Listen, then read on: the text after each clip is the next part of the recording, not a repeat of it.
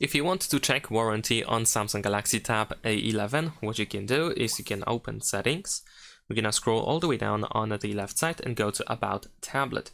Now over here you might be able to find a Samsung Care, which you can use in order to check the information about the warranty, or at least some information.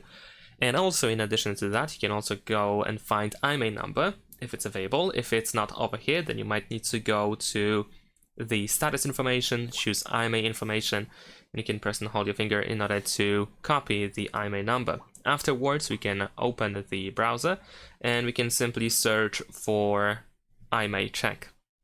And you will be able to find many different websites. I'm gonna use Google for that. There we go. And let's try to use any of these websites. Let's say I'm gonna choose this one over here. Usually on these websites you can find the field where you can enter the IMEI number, so we can paste it and then we can tap on the check. And there we go, then we have the feedback, we can see the warranty status and the estimated warranty end date as well.